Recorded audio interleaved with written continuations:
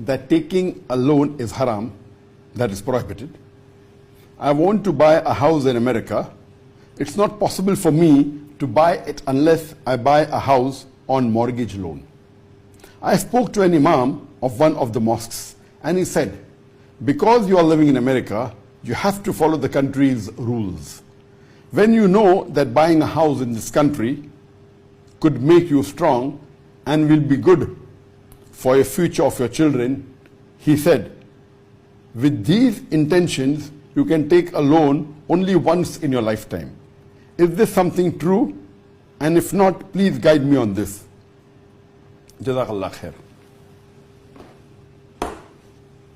The question posed by Brother Ali from USA is that he wants to buy a house, and for him it's only possible if he takes it on a mortgage loan that is based on interest. And he asked one of his imams, he asked one of the imams of one of the mosques, who said that taking loan once in a while is okay because, you have to follow the rules of the country, and the rules of America you can take on interest.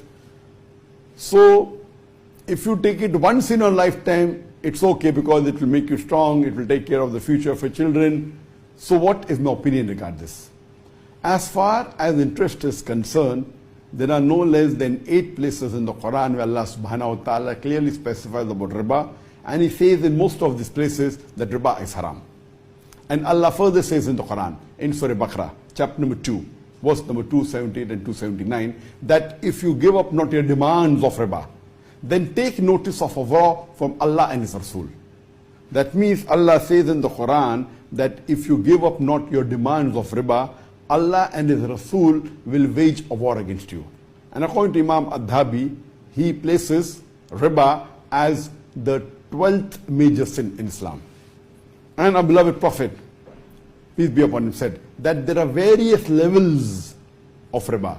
And the lowest level is equivalent to doing zina with your mother. Imagine how grave major sin is taking riba.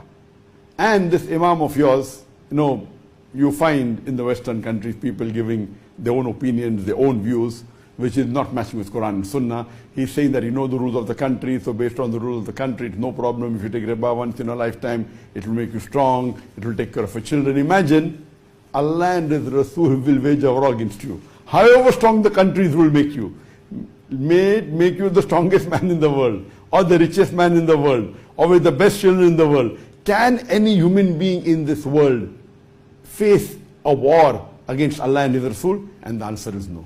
So this imam, I don't think so he has the right knowledge of the deen. According to me, taking riba is haram.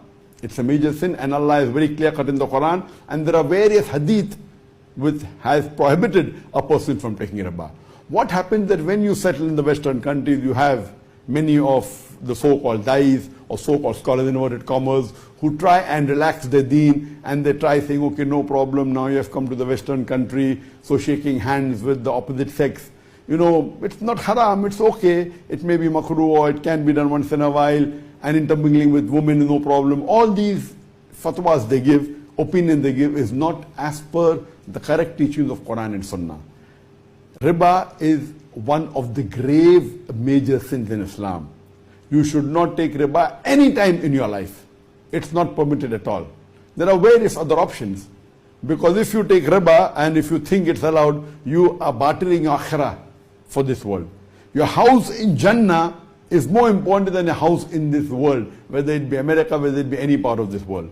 So I would like to advise you, brother, that please don't get carried away by the views of such so-called not knowledgeable people in Islam.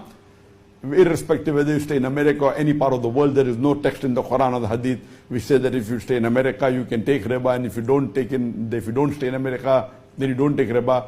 These are just their own personal views.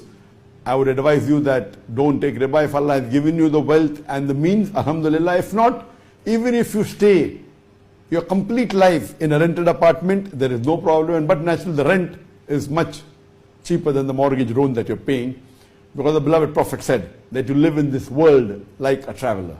And a traveler normally doesn't stay in own apartment. If Allah has given you a capacity, if you have the means, alhamdulillah. If you don't have the means, don't involve in any haram activity just for your security or following the rules of the country.